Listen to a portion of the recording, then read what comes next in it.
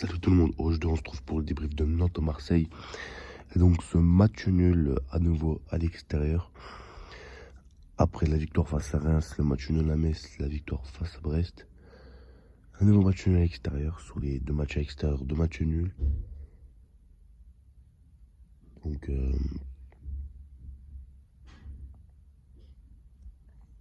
bon, c'est sûr qu'on n'est pas satisfait. C'est sûr qu'on n'est pas satisfait, mais bon, c'est pas non plus une catastrophe, c'est le début de saison, il y a encore des trucs à régler. Donc on va tout de suite parler de la composition d'équipe de départ de Marcelino. Alors pour Lopez dans le but, hein, basique. Lodi à gauche, Klose à droite. Une charnière centrale, Mbamba Gigo. Du classique. Un milieu de terrain, Roger Verreto. Correa à gauche en attaque. Ismail Assar à droite. Et en pointe, Aubameyang accompagné de Vitinha. Beaucoup de compositions de départ que j'aimais bien. Peut-être que j'aurais pas forcément mis Correa d'entrée. J'aurais peut-être mis Ndiaye à sa place, parce qu'Ndiaye, quand il est rentré, il a quand même fait du bien. Mais on commence très bien ce match avec ce but d'Ismail Assar au bout de seulement 4 minutes. On marque à la 4e minute comme face à Brest. Ça commence bien. Puis ils prennent ce rouge à la 9e minute. Franchement, c'est un premier quart d'heure où l'OM peut mettre 3-0, quoi. Je crois que sur les 20 premières minutes, Marseille, ils ont 9 ou 10 tirs. C'était énorme. C'était énorme. Et puis, après moins d'occasions, on a moins dominé. Puis Nantes a un peu refait surface. Et on a ce magnifique but de Mostafa Mohamed un peu moins de 10 minutes avant la mi-temps. Magnifique but en pivot, il n'y a rien à dire. En pivot, c'était Chancel Mbemba qui était sur lui, mais franchement, il a fait un enchaînement rapide. Bravo à lui, franchement, très joli but. Donc ça fait un partout, ça fait quand même 2 fois l'OM que vous concédez un but à l'extérieur, alors que vous êtes en supériorité numérique. Vous perdez des points à l'extérieur en supériorité numérique, vous.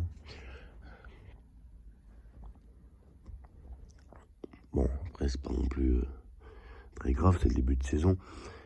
On aurait voulu gagner pour avoir 10 points sur 12. Bon, du coup, on a 8 points sur 12, on a déjà perdu 4 points à l'extérieur. L'année dernière, c'était notre force à l'extérieur. Peut-être que cette année, ça va être l'inverse. Pour l'instant, sur les 4 premiers matchs, on a vu que c'était... Au Vélodrome, on fait un sans faute. Par contre, à l'extérieur, on n'a toujours pas de victoire. On verra le match face à Toulouse. Et puis voilà, après, bon, les entrées de Ndiaye ont fait du bien en fin de match. Parce que Correa, c'était compliqué pour son premier match.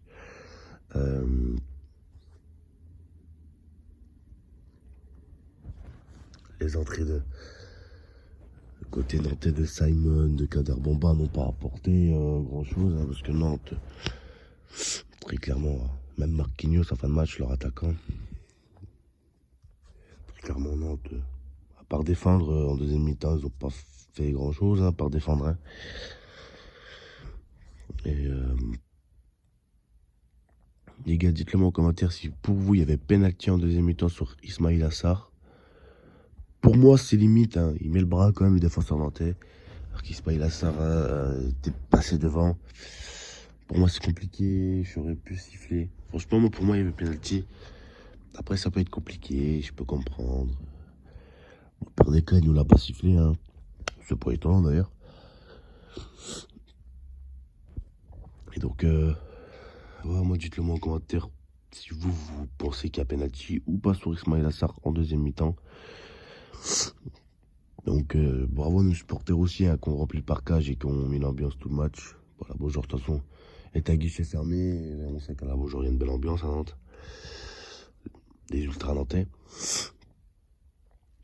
Oui, puis Aubameyang, mon gars, je t'adore, Aubameyang, t'es un super joueur.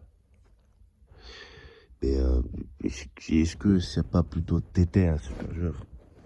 Tu l'es peut-être plus, hein. Hier encore, en toute fin de match, t'as une occasion, t'es à 4 mètres du but. Bon, après, elle est pas facile à mettre, mais tu la mets à côté. Je dis, mais c'est pas vrai. Puis t'as beaucoup gâché d'occasions, je trouve. Aubameyang, je suis un peu déçu pour l'instant. Il n'a pas marqué en 4 matchs de championnat. Il a marqué seulement 2 buts. C'était un même match contre le Panathinaikos. Franchement, c'est pas l'Aubameyang qu'on voulait, hein, très clairement. Après, je m'inquiète pas. Je pense que dans les semaines à venir, il va carburer et puis il va planter du but. Ça, je m'inquiète pas.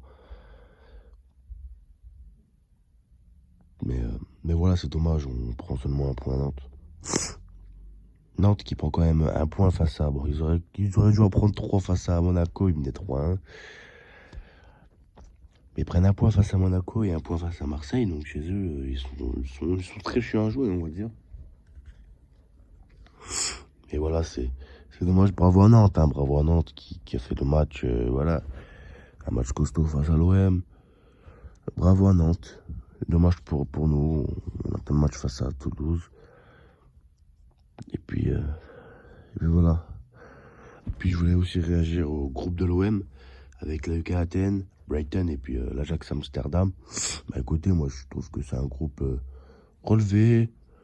Je dirais pas que c'est le groupe de la mort non plus, parce qu'on aurait pu tomber sur Liverpool. Là, je crois que c'est un